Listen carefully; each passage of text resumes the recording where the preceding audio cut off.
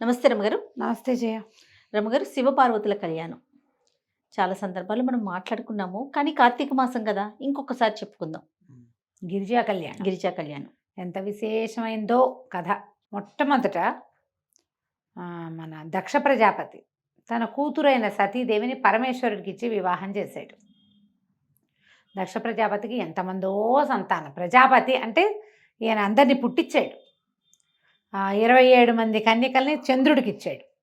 చంద్రుడు శివుడు తోడల్లుళ్ళు. విశేషమైన కథ కదా.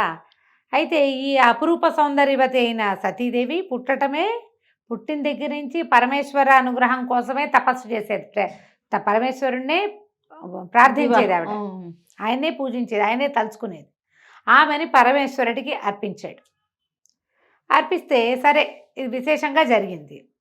ఒకసారి ఏదో యజ్ఞం అప్పుడు దక్ష ప్రజాపతి వస్తే అందరూ లేచి నిలబడ్డారు. పరమేశ్వరుడు లేవలేదు. ఆయన గౌరవించారు అందరూ. పరమేశ్వరుడు లేవకపోతే ఈయన కోపం వచ్చింది ప్రజాపతికి. నేను ప్రజాపతిని కదా, ఈ పుట్టిన మహాద్భుత దేవతలందరికీ భార్యల్ని కన్నది నేను. మామగారిని చూసి లేవడు. అగ్రతాంబూలం ఇవ్వవలసిన వాడు కదా. మామంటే పితృపంచకంలో ఒకడు. పరమేశ్వరుడికి పితరుడు లేడు, స్వయంభువు ఆయన. నేను పిల్లనిచ్చిన మామని, అంటే నేను తండ్రిని, నన్ను గౌరవించాలి. ఆయన అక్కడ ఆ యజ్ఞానికి భర్తగా ఉన్నాడు పరమేశ్వరుడు. యజ్ఞభర్త ఇంకొకళ్ళకి నమస్కారం చేయడు. ఆ మొత్తం యజ్ఞానికి ఆయనే భర్త. అందుకని ఆయన లేవల. సభా మర్యాద పాటించలేదు. అల్లుడే గౌరవం ఇవ్వకపోతే వీళ్ళందరూ ఎట గౌరవం ఇస్తారు నాకు అని ఒక రకంగా మండిపోయింది ప్రజాపతికి. దక్ష ప్రజాపతి క్రోధితుడయ్యాడు. ఆయన క్రోధం ఎలాంటిదంటే, దాంతో ఆయన ఏం చేస్తున్నాడో ఆయనకి తెలియదు. ఒళ్ళు తెలియని తన వస్తుందన్నమాట. ఇక్కడేమో కోపం వచ్చింది శివుడి మీద. ఈ చంద్రుడికి 27 మంది కన్యకల్ని ఇచ్చాడు కదా, తారలు అందరినీ ఇచ్చాడు. ఒకడికే ఇచ్చి వివాహం చేశాడు. వాళ్ళల్లో ఆయన కొంచెం రోహిణి అంటే ఎక్కువ ఇష్టం ఆ చంద్రుడికి. అలా ఉంటుంది. మనం రాజుల గాథల్లో కూడా చెప్పుకున్నాం. ఒక అమ్మాయి ఏదో చాలా అనురూపంగా, చాలా అనుకూలంగా, అత్యంత ప్రియతమంగా ఉండేవాళ్ళు ఉండొచ్చు. ఆయన రోహిణి పట్ల ఎక్కువ కలిసి ఉంటున్నాడని మిగిలిన వాళ్ళంతా తండ్రి దగ్గరికి వెళ్ళి చెప్పారు. ఆయన రోహిణితోటే బాగా ఉంటున్నాడు నాన్న, బాగా అంత బాగా ఉండట్లేదంటే ఆయన అల్లుడిని శపించాడు. క్షయవ్యాధి వస్తుంది నీకు, క్షీణించిపోతావని. చంద్రుడికి హెచ్చుతగ్గులు ఉన్నాయి కదా, అవి ఆయన వల్లే వచ్చాయంటారు. క్షయవ్యాధితో క్షీణించిపోయిన చంద్రుడు పరమేశ్వర అనుగ్రహం వల్ల మళ్ళీ ఆ వ్యాధిని పోగొట్టుకున్నాడు. నిజానికి రోహిణి నక్షత్రం మీద కోపంతో మిగిలిన వాళ్ళు చెప్పారు, కానీ చంద్రుడు చిత్తా నక్షత్రంతో చాలా బాగుంటాడు. చిత్రాచంద్రమసోరివ అన్నాడు కాళిదాసు. రాజుగారు భార్య ఎలా ఉన్నారంటే, చిత్తా నక్షత్రంతో కూడి ఉన్నప్పుడు వాళ్ళిద్దరూ ఎలా మెరిసిపోతారట. చిత్తా నక్షత్రం వస్తే పక్కకి చంద్రుడు మెరుస్తాడు, చిత్తా మెరుస్తుంది. అలా ఉన్నారని చెప్తారు. అంత ప్రత్యేకమైన వాళ్ళిద్దరూ. రోహిణి చంద్రులు అలా అత్యంత ప్రేమగా ఉండేవాళ్ళు అన్నమాట. ఈ దక్ష ప్రజాపతి తీవ్రమైన కోపిష్టివాడు అవటంతో అతను ఏమనుకున్నాడు, నిరీశ్వర యాగం అని ఒక యాగాన్ని సంకల్పించాడు. ఈశ్వరుడు లేడు. నిరీశ్వర యాగం పేరే అది, నిరీశ్వర యాగం. అసలు ఈశ్వరుడు లేడన్న యాగం సంకల్పించి బ్రహ్మాది దేవతలందరినీ పిలిచి పరమేశ్వరుడికి కార్డు పిలవలేదు. అయితే సతీదేవి, మా పుట్టింట్లో జరుగుతున్న వ్యవహారం కాబట్టి నాకు పిలుపక్కర్లేదు, నువ్వు రాకపోతే మానేసేయి, నేను వెళ్తానంది. ఆయన చెప్పాడు, నేను మనని పిలవల, నాకు ఆహ్వానం రాలేదు, నువ్వు వెళ్ళొద్దన్నాడు. సతీదేవిని వద్దన్నాడు. కానీ ఆవిడ చిన్నపుచ్చుకుంది. మా ఇంట్లో అవుతోంది, నా చెల్లెళ్ళు అందరూ వస్తారు, నేను కూడా వెళ్ళాలి. ఇప్పుడు మనం కూడా చేస్తాం అట్లాంటిది. ఈ దేవతల గాథలన్నీ మానవుల గాథలకి ప్రతిబింబాలన్నమాట, చూపిస్తారు. అట్లా వెళ్తే ఏమవుతుందో సతీదేవి కథే తెలియజేస్తుంది మనకి. అవమానపడతాం అనవసరంగా. ఈవిడ బయలుదేరి వెళ్ళింది. బయలుదేరితే నంది, భృంగిరిట్టుడు వీళ్ళని కొంతమందిని ప్రమథగణాలను ఇచ్చి అమ్మకి తోడుగా పంపించాడు. పంపిస్తే ఈవిడ వెళ్ళింది. వెళ్ళేసరికల్లా ఆయన అవమానకరంగా మాట్లాడాడు తండ్రి. నేను సంకల్పించిందే నిరీశ్వర యాగం, నిన్ను ఎవరు పిలవని పేరంటానికి ఎందుకు వచ్చావు, నువ్వు కూతుర్ని కూడా అన్నాడు. అనేసరికల్లా ఆవిడంది, నువ్వు పిలవకపోతే ఎట్లా, నువ్వు పిలవనన్న మాట ఏమిటి, యజ్ఞభర్త శివుడు, పరమేశ్వరుడే యజ్ఞభర్త యజ్ఞకర్త, ఆయన పిలవకపోతే ఎట్లా, నువ్వు చేసింది తప్పు అనగానే ఆయన శివనిందకి పాల్పడ్డాడు. తిట్టేశాడు అల్లుడిని. తిడితే ఈవిడ ప్రత్యక్షంగా కానీ పరోక్షంగా కానీ శివనిందని నేను భరించను, నా భర్తని నిందించటమనే కాదు, నా భర్తను నువ్వు తంటమే కాదు, పరమేశ్వరుని నింద చెవితో విన్నా తప్పే. ఆయన వద్దన్నా నేను ఇంత పని చేశాను, ఇక్కడికి వచ్చాను. ఆయన పరోక్షంలో ఆయన అవమానానికి నేను కారణమయ్యాను కాబట్టి నేను యోగాగ్నిలో నా శరీరాన్ని దహించేసుకున్నా, ఇక నేను ఇక్కడ ఉండను అని చెప్పి ఆవిడ యోగాగ్నిలో దహనం అయిపోయింది. అమ్మ చితాభస్మం, కొంత భస్మం రాలిపడింది, ఆమె శరీరం అక్కడ ఉన్నది. ఎప్పుడైతే ఇది జరిగిందో ఈ మొత్తం ప్రమథగణాలు కేకలు పెట్టేసి శివుణ్ణి పిలిచారు, అమ్మ ఆహుతైపోయిందని. ఇక్కడికి ఉగ్ర రూపంతో పరిగెత్తుకుంటూ వచ్చాడు శివుడు. భార్యా వియోగం భరించరానిది, పరమప్రీతితోటి ఉండే భార్య ఆమె అవమానపడి ఇలా అయిపోయింది కాబట్టి ఉగ్రంతో, పైగా మనం పరిగెడితే మనకి ఒక రకమైన ఉద్రేకం వస్తుంది. ఆయన ఏం చేశాడు, తన జటల్లో నుంచి ఒక జటతో వీరభద్రుడిని సృష్టించాడు. ఈ దక్షాధ్వరం విధ్వంసం చేయి, ఇది నా భార్య శవాన్ని చూసినటువంటి ఈ దక్షాధ్వరం నడవకూడదు ఇంకా, అదే ఒక్కటే ఆజ్ఞ. ఈ హాహా అని పెద్ద జటలతోటి బోల్డ్ అనే ఆయుధాలతోటి పరమశక్తివంతమైనది శివక్రోధమే. ఆయన కోపం నుంచి పుట్టిన వీరభద్రుడు సర్వనాశనం చేశాడు, మొత్తం దక్షయజ్ఞ వాటికని భూస్థాపితం చేశాడు. కనపడిన దేవతలను కనపడ్డట్టు రుద్రగణాలు చితకుట్టేసాయి. దక్షుడి తల నరికేశాడు వీరభద్రుడు. ఈ వీరభద్రుడే మనకి పట్టిసపు కొండ మీద అక్కడ ఆగాడని మనం ఒక కథ చెప్పుకుంటాం. రాజమండ్రి దగ్గర ఉన్న పట్టిసపు కొండ మీద అక్కడ ఆయన వీరభద్రుడు వీరభద్రావతారాన్ని విరమించి శివలింగాకృతిగా మారాడని అదొక కథ చెప్తాం.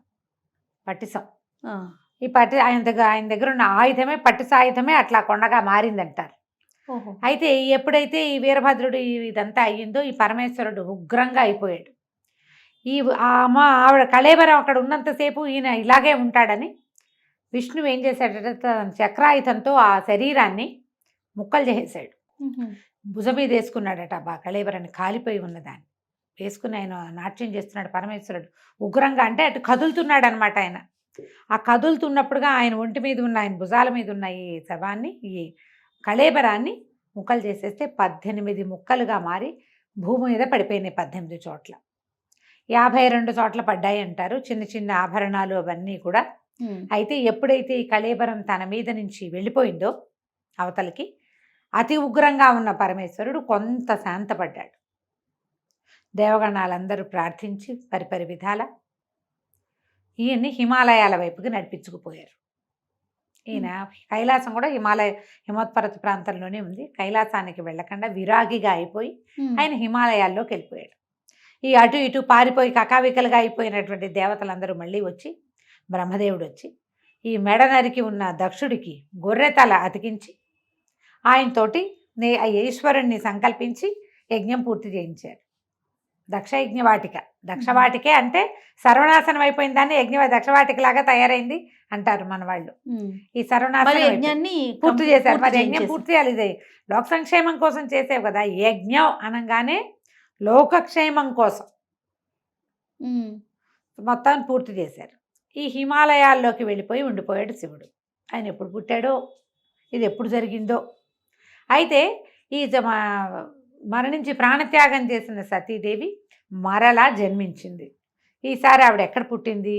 దక్ష ప్రజాపతి నుంచి హిమోత్పర్వత ప్రాంతంలో హిమవంతుడు పరమభక్తిపరుడు, పరమసాత్వికుడు. ఆయన లాంటి సాత్వికమైన కొండ ఇంకొకటి లేదట. ఆయనకి మేనాదేవి అని భార్య ఉంది.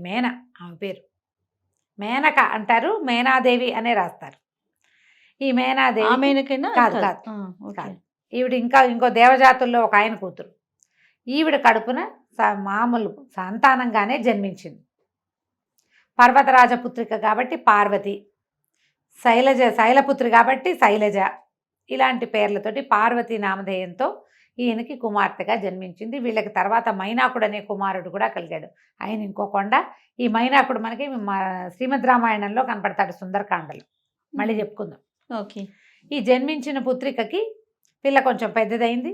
కొంచెం 9 ఏళ్ళు వచ్చాక ఆయన ఏం చేశాడు, పిల్ల చాలా బుద్ధిమంతురాలు, సాత్వికురాలు, కొంచెం పూజా విధానం అది ఆసక్తి కలిగింది. అయితే ఈయన పరమేశ్వరుడు తన పర్వత సానువుల్లో ఒక చోట తపస్సు చేసుకున్నాడు. పిల్లకి అంత వ్యక్తత వచ్చింది, ఊహ పద్ధతి అన్నీ తెలిసాక పరమేశ్వరుడి సేవకి నియోగించాడు హిమవంతుడు ఈ పార్వతిని. మరి భగవంతుడు ఇక్కడ ఉన్నాడు, ఆయన సేవించాలి కదా. ఉమ్. పిల్ల రోజు వెళ్ళేది. ఆ పరంజ్యోతిగా కనపడుతున్న ఆయన స్వరూపం పట్ల ప్రేమ పెంచుకుంది ఈ చిన్నపిల్ల. ఆయన చూస్తూ ఉంటే మనకు ఆసక్తి కలుగుతుంది కదా. అయితే ఇంతలో ఏమైంది, అప్పట్లో తారకాసురుడు అని ఒక రాక్షసుడు. ఆ తారకాసురుడికి పరమేశ్వర భక్తి విపరీతంగా ఉంది. వాడు ఏం చేశాడు, పరమేశ్వరుడి కోసం తపస్సు చేసి ఈశ్వరుణ్ణి స్వాధీనం చేసుకుని నువ్వు నాతో ఉండు అని అడిగితే ఆయన తన ఆత్మలింగాన్ని ఇతనికి ఇచ్చారు, తారకుడికి. ఇస్తే ఆ తారకుడు ఆ లింగాన్ని తన మెడలో ధరించాడు. ఉమ్. ఎప్పుడైతే ఈ అమృతలింగం అతని దగ్గర చేరిందో ఇక వాడి శక్తికి పట్టపగ్గాలే పని. శివుడు ఆయన తపస్సులో ఆయన ఉన్నాడు, ఆయనకి వీడితో సంబంధం లేదు. తారకాసురుడికి ఏం చేస్తే అనిపించింది, పరమేశ్వరుడు ముక్తిప్రదాత, మనకు ఆరాధ్య దైవం. కానీ మహావిష్ణువు అలా లేడు, అతను రాక్షసాంతకుడైన హరి, ఆ రాక్షసాంతకుడు. కాబట్టి తమ జాతిని అంతం చేస్తున్న విష్ణువుని పట్టి పల్లార్చాలని పుట్టింది తారకాసురుడికి. విష్ణువుని ఎంతసేపు కొలిచేవాళ్ళు ఎవరు, దేవతలు. ముందు దేవతల సంగతి చూద్దామని దేవతల పీఠమనడానికి ఆయన బయలుదేరాడు ఈ తారకాసురుడు. అయితే ఈ తారకాసురుడికి ఎవరి వల్ల ఇది ఉంది, మరణం ఉంది అంటే వాడు ఎవ్వరి వల్ల మరణం లేకుండా ఒక వరాన్ని పొందాడు బ్రహ్మ దగ్గర. కానీ మరణం తథ్యం కాబట్టి ఒక వేరే వరాంతరాన్ని ఇంకోటి అని కోరుకోమంటే సరే శివ సంతానంతో నాకు మరణం, పరమేశ్వరుడి సంతానంతో నాకు మరణం తప్పిస్తే ఇంకెవ్వరి వల్ల మరణం లేకుండా వరం పొందాడు వాడు. పరమేశ్వరుడు ఎప్పుడు విరాగిగా ఉన్నాడు, ఆయనకి సంతానం లేదు. ముందు సతీదేవి ఉండగాను లేదు, ఆవిడ వెళ్ళిపోయి ఎంతకాలం అయిందో ఇప్పుడు కూడా లేదు, ఆయన విరాగి అయిపోయాడు. ఆయన మళ్ళీ సంసారంలోకి దిగి సంతానాన్ని కంటాడన్న ఆశ అయితే లేదు. ఇక ఎవరి వల్ల చావులేని ఈ తారకాసురుడు విజృంభించాడు. ఇప్పుడు తారకాసుర సంహారం ఎలా జరుగుతుంది అనేది వీళ్ళంతా ఆలోచించి విష్ణువుని ముందు పిలిచారట, బాబు ఈయన సంగతి చూడనాయన అని. విష్ణువు యుద్ధానికి వచ్చి కూడా వీడిని నేను చంపలేను, ప్రచండమైన రుద్ర తేజస్సుతోటి ఉన్నాడు వీడు. ఇప్పుడు వీడి మీద బాణం వేస్తే శివుడి మీద వేసినట్టే. శివుడు వీడితో ఉన్నంతకాలం నేనేం చేయలేను, శివుడిని దూరం చేయాలి ఒకటి. రెండోది వీడి వరం, బ్రహ్మదేవుడు ఇచ్చిన వరం ఏంటి, శివ సంతానమే ఇతన్ని చంపగలదు, శివతేజం మాత్రమే చంపుతుంది. శివతేజము అంటే ఆయన వల్ల పుట్టిన సంతానం. దానికోసం ఏదైనా ప్రయత్నం చేసుకుంటారా బాబు, వాడిని వదిలేయండి అని ఈయన దారిని నేను వైకుంఠానికి వెళ్ళిపోయాడు. ఇక దేవతలు చేతులు పీసుకుంటూ ఆలోచించుకున్నారు ఏం చేయాలి, ఎట్లా పరమేశ్వరుని ఇందులోకి దింపాలి. ఈ సందట్లో వాళ్ళకి ఏం తెలిసింది, పర్వతరాజపుత్రిక అయిన పార్వతి నిత్యము సేవిస్తుంది. ఈ పార్వతి ఎవరు అనగానే ఆమెను చూసేసరికి ఆమెలో ఉమా చైతన్యం కనపడుతోంది, భగవత్ చైతన్యం. పాపగా లేదు, చిన్నపిల్ల కాదు, ఏదో ఉన్నది ఈమెలో. అప్పుడు మళ్ళీ పరిగెత్తారు బ్రహ్మదేవుడి దగ్గరికి. ఆ అమ్మాయిని చూస్తే మనకు సతీదేవిని చూసినట్టు అనిపిస్తుంది. అప్పుడు ఆయన చెప్పాడనమాట, సతీదేవి ఇక్కడ జన్మించింది, ఇంకా సమయం రాలేదు, సమయం వచ్చే వరకు వేచుంటారా, సమయాన్ని తెప్పిస్తారో ఆలోచించుకోండి. దేవతలు బాగా ఆలోచించి మన్మథుడిని పిలిచి, ఓ నాయన నువ్వు వచ్చి ఈ పరమేశ్వరుడి తపస్సు భగ్నం చేయి. ఆయన నిరంతరము తపస్సులోనే ఉంటున్నాడు. కళ్ళు తెరిచి చూస్తే ఈ ఉమా చైతన్యం కనపడుతున్న, ఈ శక్తి చైతన్యం కనపడుతున్న ఈ అమ్మాయిని కనుక ఆయన చూస్తే ఆయన ఆకర్షితుడవుతాడు. చూడటల్లా అసలు ఆయన కళ్ళు మూసుకునే ఉంటాడు. పిల్ల వస్తుంది, పువ్వులు దండేస్తుంది, పువ్వులు పెడుతుంది, పళ్ళు పెడుతుంది. ఆ పిల్ల అక్కడే పరిచర్య చేస్తూ అవి ఇవి సవరిస్తూ తుడుస్తూ ఉంటుంది. ఆయన కళ్ళు తెరిచి చూడ్డు. ఆ అమ్మాయి వెళ్ళిపోతుంది, ఈయన లేచి తన వ్యవహారం చూసి మళ్ళీ కూర్చుంటాడు. మళ్ళీ సాయంత్రం వస్తుంది, మళ్ళీ ఈయన కూర్చుంటాడు. పరమేశ్వరుడు కళ్ళు తెరిచి చూడాలి, అది అక్కడ మన పార్వతీదేవి అక్కడ ఉన్నప్పుడే జరగాలి. ఆయన కళ్ళు తెరిపించు అనగానే వచ్చాడు. ఈ హిమాలయాల్లో పువ్వులు అవి పూసే చెట్లు ఎక్కడో ఉంటాయి. పరమేశ్వరుడు ఉన్న చోట మంచు తప్పిస్తే ఏమీ లేదు. ఈ మన్మథుడు వచ్చేసరికి అతను ఎక్కడికి వస్తే అక్కడ వసంతం వస్తుంది. వసంతుడు ఆయన వెనకాలే ఉంటాడు, ఆయనతో పాటే ఉంటాడు. ఈయన చిలుక ఆయుధం మీద వస్తాడు, చిలుక రథం మీద వస్తాడు. భార్య భర్త ఇద్దరు ఉత్సాహంగా వచ్చారు. వసంతుడు వచ్చాడు, మొత్తం చుట్టుపక్కల ఉన్న మొక్కలన్నీ చిగురు చేసినాయి, బాగా కళకళలాడుతుంది, చల్లని గాలి, సుగంధభరితమైన గాలి వస్తుంది. ఈ అమ్మాయి పార్వతీదేవి పరిచర్య చేస్తుండగా మన్మథుడు ఒక చెట్టు చాటున దాగి, పెద్ద దాగల కొంచెం అటు ఇటుగా నుంచుని పరమేశ్వరుడికి బాణం వేసుకుంటాడు. ఈ బాణాలు ఏం వేస్తాడు మన్మథుడికి, పంచబాణుడు అంటారు. 5 బాణాలు ఉన్నాయి. ఈ 5 పువ్వుల బాణాలే. కేవలం మనసుని చంచలం చేస్తాయి అంతే. అవి ఏ వస్తువును చూస్తే దానికి ఆకర్షితులయ్యేగా చేస్తాయి. అశోకము, అరవిందము, నీలోత్పలము, మామిడి పువ్వు, చూతము, నవమల్లిక, ఈ 5 ఆయన ఆయుధాలు. ఓహో, ఈ 5 బాణాలు. ఈ బాణం పువ్వు వేస్తే దెబ్బ తగులుతుందా? పువ్వులతో కొడితే దెబ్బలు తగలవు. అది ఎక్కడ తగలాలో అక్కడ తగులుతుంది. మనసు కిటికీలు తెరుచుకుంటాయన్నమాట. ఈ బాణాలు వేసేసాడు టపాటపా, ఒకదాని వెనకాల ఒకటి. బాణం తగిలేసరికి ఆయనకి స్పృహ వచ్చింది. కళ్ళు తెరిచి చూసరికల్లా అమ్మాయి కనపడింది. కానీ ఆయనకి వెంటనే ఏం తెలిసింది, వీడెవడో నన్ను కొట్టాడు. ఓహో, ఈ కొట్టిన వాడెవడని అటు చూశాడు. చూసేసరికల్లా కనిపించాడు మన్మధుడు చక్కగా బాణాలు ధరించి అందంగా అలంకరించుకొని, రతి సహాయుడుగా పక్కనే భార్య ఉంది, చిలుక వాహనం కనపడుతోంది. మొత్తం వాతావరణం అంతా అదే మెరిసిపోతూ పువ్వులతోటి గుమగుమలాడిపోతుంది. కోపం, వీడికి ఇంత సాహసం, నన్ను కొడతాడా వీడు అన్న ఒక్క భావం లోపల వచ్చేసరికల్లా ఆయన 3వ కన్ను తెరుచుకుంది. మామూలు నేత్రాల్లోంచి అగ్ని వర్షించడు, తృతీయ నేత్రంలోంచి అగ్నే, అది అగ్నినేత్రం, 3వ నేత్రం. ఎప్పుడైతే ఈ కన్ను తెరుచుకుందో కంట్లో నుంచి ఇట్లా మంట వచ్చేసి, ఆ రావటం ఆ 3వ కంటి మంటకి ఈ మన్మధుడు భగ భగ భగ మండిపోయాడు. హర శివ శివ అన్నాడు. శివ లేదు, హర లేదు, దగ్ధమైపోయాడు. బెదిరిపోయింది ఈవిడ పార్వతీదేవి.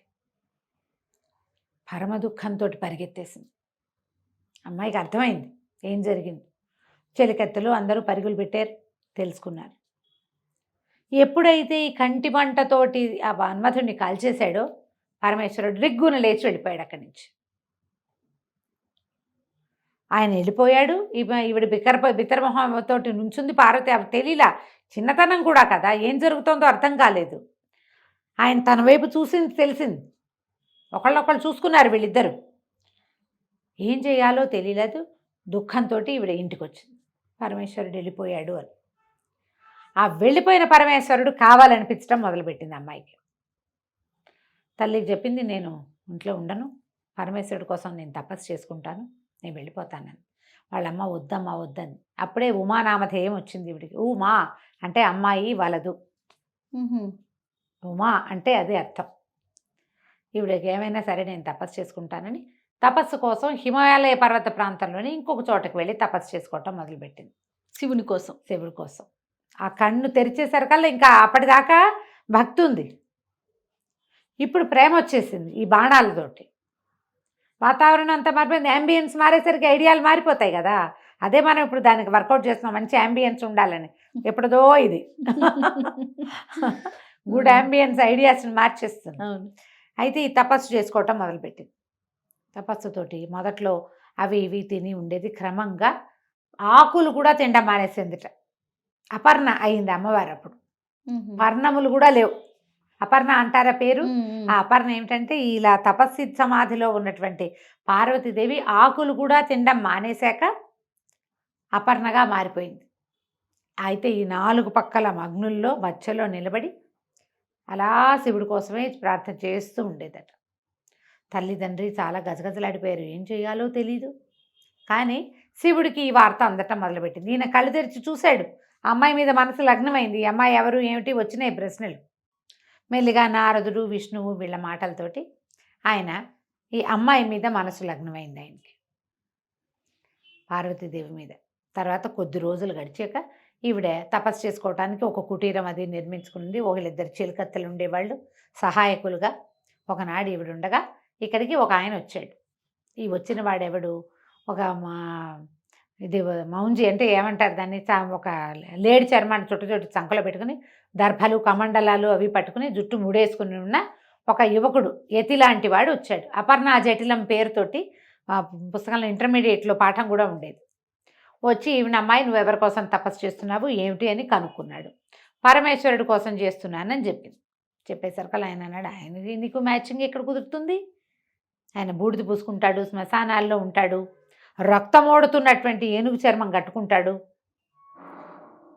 పులులు వీటిని మన పాముల్ని ధరిస్తాడు. రేపొద్దున నీ పెళ్ళైతే, అతనితో నీ పెళ్ళైతే నువ్వు తెల్లటి దుకులం ఒక తెల్లటి వస్త్రం కట్టుకుంటావు, బంగారపు రంగు హంసలు అంచున్న పట్టుచీర కట్టుకుంటావు, ఆయనేమో నెత్తురోడుతున్న గజాజీనం కట్టుకుంటాడు. మీ ఇద్దరికి మ్యాచింగ్ ఎట్లా కుదురుతుంది? నువ్వు ఇట్లా హిమాలయాల్లో చక్కటి పర్వత ప్రాంతాల్లో ఉన్నావు, ఆయనేమో శ్మశానాల్లో ఉంటాడు, నీకు ఇన్ని నగలు నాణ్యాలు బంగారం బోళ్ళంతుంది, మీ తండ్రి రత్నాకరుడు వజ్రాలు వైఢూర్యాలు ఆయనలోనే పుడతాయి, ముత్యాలు పుట్టే వంశం మీది ఆయనేమో కపాలలేసు తిరుగుతాడు అని ఎంత కవ్విస్తాడో ఆవిడ్ని. అతనితో ఇట్లా వివాహం కోసం ఏమిటి, నువ్వు వివాహం చేసుకోవాలంటే ఎంతమంది లేరు, ఈయన చేసుకోవటం ఏమిటి, అమ్మనేడు నాన్నలేడు ఎవరు లేరు ఆయనకి. దిగంబరుడు, దిక్కులే అంబరాలుగా కలిగినవాడు, ఎవరు లేరు. దిగంబరుడు అంటే వస్త్రాలు లేనివాడని కాదు, ఎల్లలు లేనివాడు. పైగా ఏమో ఆయన వెనకాల తిరిగే వాళ్ళంతా విచిత్ర వేషధారులు, ఒక నంది, ఓ భృంగి, ఓ శృంగి, వీళ్ళంతా ఏమిటో రకరకాల వాళ్ళు, వీళ్ళంతా పెళ్ళికి తరలిస్తే మీ వాళ్ళు హడిలిపోతారు అని బాగా ఎక్కిరిస్తాడు. ఎక్కిరిస్తే ఈవిడే నువ్వేం మాట్లాడినా సరే శివుడే కావాలి, శివ నింద చేయటం ఎంత తప్పు, వినడం అంత తప్పు, వెళ్ళిపో నువ్వని చెలికత్తని పిలుస్తుంది ఈయన్ని, పంపించేసేయను.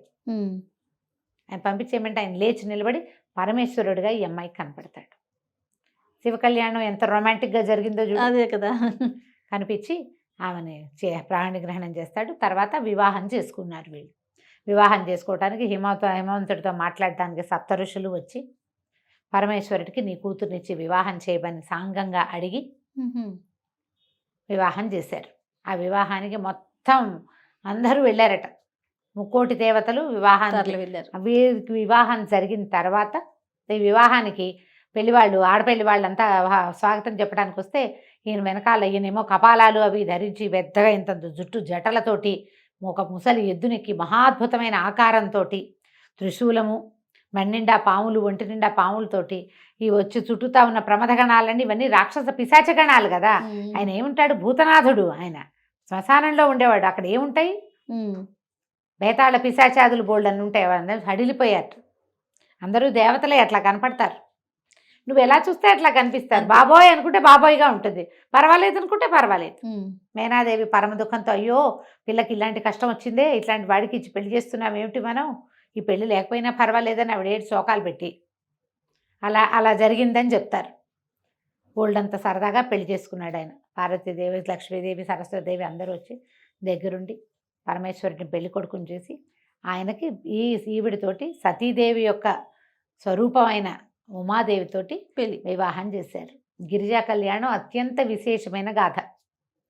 మనకి బ్రహ్మదేవుడి పెళ్లి, విష్ణుమూర్తి పెళ్లిలో ఈ సరదా కనపడదు. వెంకటేశ్వర స్వామి వివాహంలో కొంచెం కనిపిస్తుంది, మళ్ళీ శ్రీకృష్ణుడు రాముల వారి వివాహాల్లో కూడా కనిపిస్తుంది. కానీ మహావిష్ణువు వివాహం సింపుల్గానే కనిపిస్తుంది. లక్ష్మీదేవి వచ్చింది, విష్ణువుని చేరుకుంది అని చెప్తారు. ఎందుకంటే విశేషమైన గాథగా కనపడదు. వివాహం అయిన తర్వాత వీరిద్దరికీ సంతానంగానే షణ్ముఖుడు జన్మించాడు. కానీ శివతేజం, శివపార్వతులు ఇద్దరు, ఆమె శక్తి, ఇతను శివుడు, వీళ్ళ వల్ల కలిగే సంతానం చాలా ప్రచండమైనది అవుతుందని పార్వతీదేవి గర్భంలో ఆ శిశువుని పడనివ్వకుండా చేశారు దేవతలు. శివవీర్యం ఆమెలోకి ప్రవేశించనివ్వల, వద్దన్నారు. అనేసరికి నా వల్ల కదిలిన శివవీర్యాన్ని నేను భరించాల్సింది పోయి మీరందరూ తీసుకున్నారు కాబట్టి భూదేవికేమో నీకు అందరూ మొగుళ్ళే, ఒక్క పుత్రుడి వల్ల కూడా నీకు సంతోషం కలగదు, కుమారుల వల్ల సంతోషం నాకు నేను ఏది పోగొట్టుకున్నానో అది నువ్వు కూడా పోగొట్టుకుంటావని భూదేవిని శపించింది. గంగాదేవిని శపించింది, అగ్నిని శపించింది, దేవతలందరికీ మీ భార్యల నుంచి మీకు సంతానం కలగదు పోండి అని శపించింది. ఒకటి జరగలేదు కాబట్టి తర్వాత ఆమె వల్ల కదిలిన వీర్యాన్ని ముందు అగ్ని, తర్వాత గంగానది, భూదేవి, అగ్ని, గంగానది, తర్వాత శరవణము ఇందరూ భరించి అప్పుడు స్కందజననం జరిగింది. స్కందజనన గాథ కూడా చదవడానికి చాలా మంచిది. అతి స్కందోత్పత్తి చదివితే కనుక పుత్ర సంతానం కలుగుతుందని చెప్తారు. స్కందుడు జన్మించాక ఆయనని దేవతలకి దేవసేనాధిపతిగా చేశారు. అప్పుడు ఈ తారకాసుర సంహారం జరిగింది. తారకుడితో ఎన్నిసార్లు యుద్ధం చేసినా తారకుడు చావల. అప్పుడు పరమేశ్వరుడే చెప్పాట, అతని మెడలో అమృతలింగం, ఆత్మలింగం ఉంది, దాన్ని కొడితేనే, భగ్నం చేస్తేనే వీడు మరణిస్తాడు అని. దాన్ని కొట్టడం వల్ల అతను మరణించాడు. శివ యొక్క సంతానమే కార్తికేయుడు అని చెప్తారు. ఈ గిరిజా కళ్యాణ గాథ చెప్పినా విన్నా కూడా చాలా విశేషమైన ఫలితం లభిస్తుంది. బాగుంది కదా కథ. ఎన్నిసార్లు విన్నా కొత్తగానే మళ్ళీ కొత్త రఘు గారు ఎంత బాగుందో. నమస్తే అండి. నమస్తే చేయ.